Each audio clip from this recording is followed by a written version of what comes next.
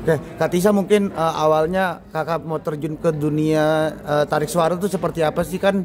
Kamu kan jadi aktris nih, aktor.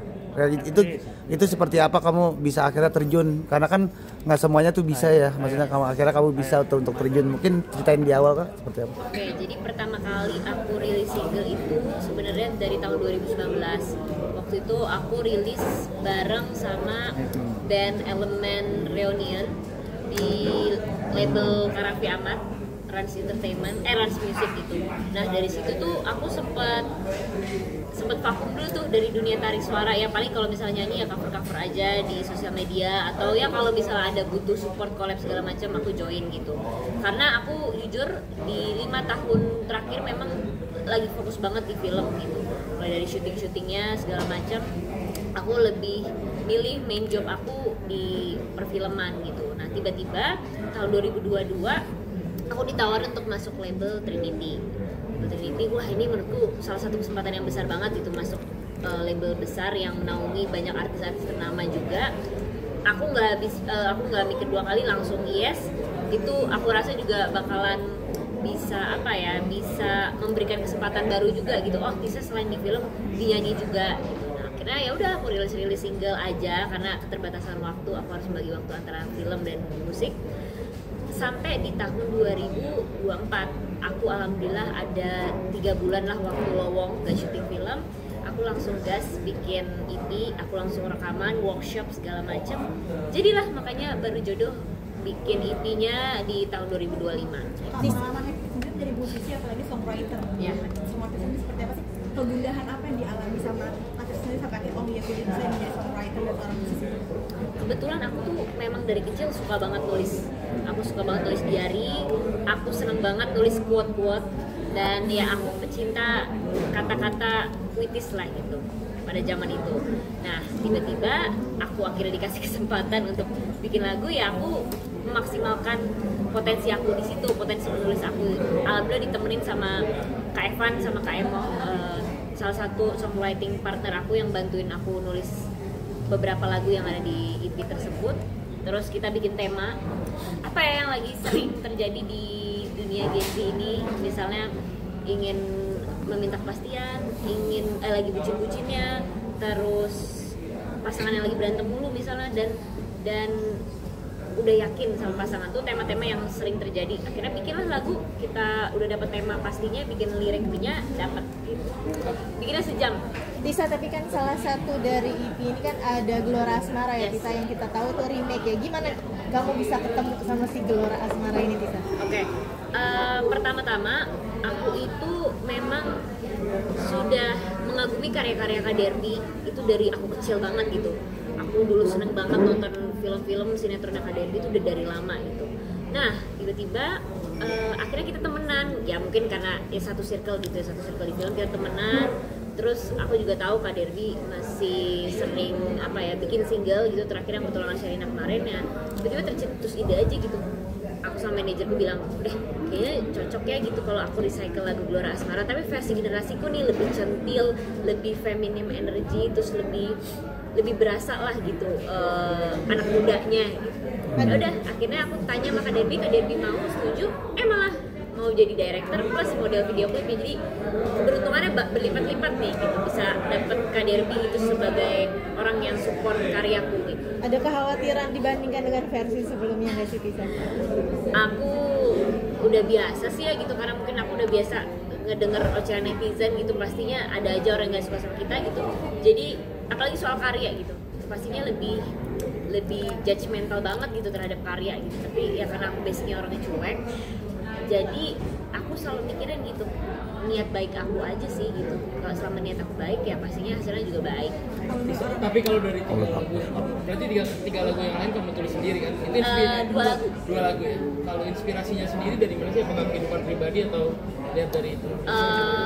Pastinya sih kalau kita ngikutin dari kehidupan pribadi takutnya nggak dapet tuh ya idenya gitu, karena kan nyari nih momen-momen yang aku ngerasanya di mana gitu.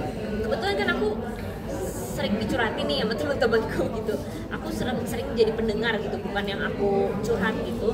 Dan dari situ aku ngambil beberapa tema gitu yang banyak terjadi, akhirnya tercetus lah itu yang aku tulis tuh apakah kita hanya bercanda dan tak lagi ragu. Kalau tak lagi ragu tuh itu emang aku ciptakan buat pasanganku gitu. Mungkin kan ini nggak ini lah, orang pada tahu kalau misalkan kamu pacaran sama seorang musisi dan Tuh dulu, maaf ya kak. Nggak apa-apa kok.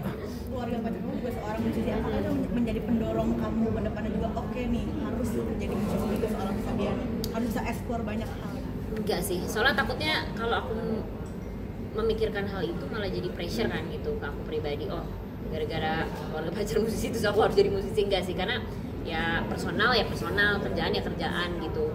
Kalau ditanya kenapa aku mau jadi musisi, ya pastinya ya karena dari aku pribadi gitu, supaya tidak ada paksaan dari pihak manapun. Ngejalaninnya lebih enjoy lah gitu kalau dari kita pribadi yang mau. Jadinya ya itu gitu. Atau dari kecil kamu udah pengen jadi penyanyi kah? Jadinya kecemplung di aktor? Iya benar sih, sebenarnya aku tuh dari kecil tuh lebih seringan nyanyi, di depan kaca, suka nyanyi gitu. Dulu tuh aku seneng banget lagu Teh Ocha, Ayat Cinta tuh aku seneng banget tuh, kadang di depan kaca nyanyi desir pasir di padang tandus gitu. Terus kalau ditanya kenapa bisa akhirnya jadi aktor, ya kecemplung kayaknya. Padahal sebenarnya sebelum jadi aktor tuh aku lebih suka nyanyi, lebih suka nari gitu. Bisa tadi kan bilang kamu nyanyi itu agak sedikit ketakutan, pada saat nyanyi dipanggil langsung stres tuh. Iya. Kenapa sih, kan lu udah artis itu, kenapa mesti ada rasa takut untuk tampil di depan umum? Karena basicnya aku mungkin seniman gitu kali ya. Aku nggak bisa membranding diri aku juga sebagai artis atau public figure gitu. Karena kalau artis kan public figure, kehidupan pribadinya mungkin lebih banyak disorot daripada kehidupan karyanya gitu. Nah aku tuh sebenarnya pengen lebih ke arah sana gitu, banyak karya yang lebih disorot dibanding kehidupan personal aku gitu. Jadi makanya kalau tampil di depan orang, ngelihat ada kamera banyak, bahkan sekarang nih kadang aku tuh merasa ya pressure sebenarnya gitu, pressure, wah ada apa gitu. Jadi ya mungkin orang sedikit aja lah tahu kehidupan personal aku, tapi lebihnya aku pasti akan selalu menonjolkan karya aku gitu, bahkan di sosial media juga gitu. Misalkan lagu Gelora Asmara sendiri kayak menceritakan PDKT istilahnya, bisa flashback gak sih PDKT kamu sebelumnya? Sebenarnya ini bukan PDKT aja sih, tapi lebih kepada bucin-bucinnya gitu, punya rasa jatuh cinta yang berlebih pada orang yang dia kagumi gitu. Jadi ya dari aransemennya, dari cara aku menyanyinya kan juga ada genit-genit, centil-centil gitu, supaya bisa sesuai dengan energinya sendiri gitu, bahwa ayo lu kita pacaran aja yuk, kita menjalin hubungan aja yuk gitu, supaya nggak ada gengsi. Ada flashback ke cerita kamu sebelumnya kah? mungkin ada flashback gitu. Gemes deh dengerin lagunya gitu, datanglah nyatakanlah cintamu gitu. Deg-degan apa sih, mungkin kalau misalnya ada tawaran nyanyi kan katanya deg-degan tuh seminggu sebelumnya, sengedown apa gitu sama Fabiani bisa manggung? Aku tuh bukan manggung aja kak, aku emang kalau kadang di depan orang gitu, misalnya harus ngomong apa di video tuh aku nggak bisa gitu, kecuali emang ya mau nggak mau gitu harus tampil gitu, ya pastinya harus acting. Kalau ya udah nih aku performer gitu, tapi di balik semua itu aku nggak bisa gitu, deg-degan lah aku. Bahkan kalau yang tadi aku bilang premier gitu, harus sapa-sapa teman-teman di panggung gitu, hai welcome to Fabiani, itu rasa deg-degannya deg-deg banget gitu. Emang bukan ke arah public figure banget kan gitu. Natasinnya gimana? Acting. Ya aku mengandalkan bakat aku di situnya gitu. Oh aku bisa acting gitu ya. Ya udah aku pura-pura aja gitu bahwa aku pede gitu. Jadi aku pura-pura menjadi Tisa yang pede gitu. Padahal di dalamnya tuh ya bawaannya kan asbun aja ngomongnya gitu, apa yang di kepala dikeluarin gitu. Jadi kalau di depan orang banyak tuh kadang aku takut gitu bahwa omongan aku tuh nggak sesuai dengan apa yang mereka mau gitu. Makanya jadi aku lebih baik diem sekarang.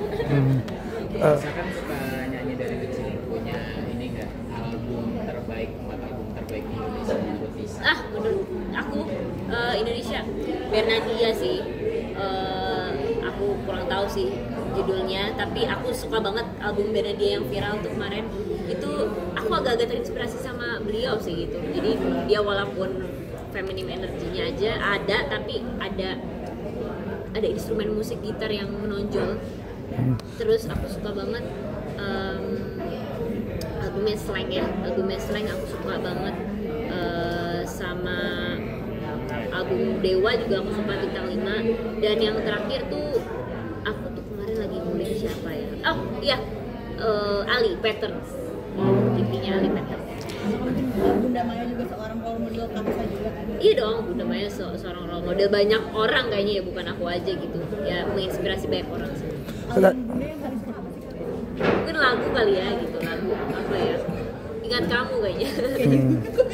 Yang aku memakan, ku ingat kamu, itu aku suka. Mudahnya mungkin. Iya. Apa Bunda Maya ada saran juga ke kamu untuk lagu ya kamu dari segi nyanyi sendiri gitu? Apa dul aja gitu yang ngasih ini? Enggak sih, enggak. Kalau Bunda tuh, kalau masalah karirku tuh nggak pernah di apa ya, nggak pernah ikut campur gitu ya. Mungkin lebih ke support eksternalnya aja gitu. Kalau bagian internal, detail-detailnya enggak sih gitu. Karena ya mungkin Bunda ngerti aku gitu. Dan juga Dul gitu, kalau Dul mungkin lebih ke support sistemnya gitu. Oh dia hadir gitu, dia hadir terus biar aku semakin pede juga, nggak terlalu ambisius. Kan Bunda sendiri punya label sendiri. Oh nggak tahu deh. Kenapa nggak? Beda lah personal sama karya. Oh gitu, berarti mau bedain sendiri ya? Awal gitar banget. Gimana sih seorang Sabiani memainkan gitar? Oke, aku tuh emang suka gitar tuh dari tahun 2013 sih. Dari tahun 2013 waktu itu ada salah satu kru yang bawa gitar ke lokasi, terus aku suka gitu, kebetulan suka sama gitarnya gitu. Oh cara mainnya keren banget ya, terus aku minta diajarin gitu sama kru itu. Akhirnya keterusan dia minta papaku untuk beli gitar, dibeliin, jadi suka. Kalau manggung-manggung akan gitar terus kah? Soon. Mungkin di showcase nanti aku bakal nyanyi. Apakah kakak sampai koleksi gitar gitu kak? Iya dong, aku lumayan sangat-sangat koleksi gitar, dari mulai gitar akustik sama elektrik gitu. Soalnya kan ada mic, senjatanya mic. Nah kamu sini tadi aku lihat mic biru itu kan mungkin harganya ratusan gitu kak. Masa sih? Seperti apa sih mungkin mic biru untuk seorang musisi? Ngerasain nggak sih kak kecanduan mic? Sih yang paling penting bukan masalah mahalnya sih kak gitu, belum tentu juga loh itu ratusan. Tapi yang paling penting nyaman atau enggaknya pada saat aku nyanyi gitu, karena itu aku dikasih pesan sama Dul, kalau milih mic itu bukan dari mahalnya, seberapa mahal mic-nya, tapi kamu nyoba dulu nih nyaman nggak pada saat kamu nyanyi pakai mic itu gitu. Nah kalau aku sih nggak perlu mahal gitu, kalau mic itu udah cocok sama aku terus kayak punya feeling yang oke ya gas beli sih. Ritual apa sih yang biasa kamu lakukan sebelum naik panggung gitu? Ritual tidur cukup, terus aku biasanya suka banget minum jahe kan buat ngangetin tenggorokan, karena kan aku ya jujur kalau dari segi kualitas ya bukan aku merendahkan diriku, tapi aku masih harus banyak belajar lagi gitu kan. Jadi ya supaya suaranya enak, terus tenggorokan juga enak ya, biar semakin pede juga ya aku minum jahe. Tisa kan sebagai pendatang baru di dunia musik nih, apakah ada rasa khawatir nggak sih kak soal diskursus soal royalti musik ini? Yang tadi aku bilang sebenarnya kalau masalah royalti aku nggak mau terlalu ikut campur, karena ya balik lagi aku pendatang baru di dunia musik, biar senior lah gitu, senior yang lebih berpengalaman dan lebih terdahulu daripada aku yang bisa memperjuangkan ini semua. Bukan aku nggak peduli, tapi aku rasa ada yang lebih pantas lah dari aku untuk berbicara hal ini. Dan gimana cara kamu mengatasi underestimate orang-orang terhadap kamu, apalagi kayak emang Tisa bisa nyanyi nggak sih atau apa, mungkin maaf ya, mungkin ngadepinnya seperti apa sih Tisa? Udah biasa sih kak. Udah biasa diomongin haters gitu. Kenapa? Karena pastinya sebagai sebagai seniman semakin banyak orang yang suka, semakin banyak juga orang yang nggak suka gitu. Semakin banyak orang yang nilai sisi buruk dari diri aku gitu. Jadi kalau masalah underestimate ya aku fokus sama niat baik aku aja sih gitu. Aku emang pengen nyanyi ya udah gas gitu. Masalah komentar cuekin aja. Buat keluarga sama buat keluarga sangat-sangat support banget sih gitu. Maksudnya kalau masalah karya mereka sangat-sangat bebas karena aku gak pernah nuntut apa-apa gitu. Khususnya keluarga aku ya.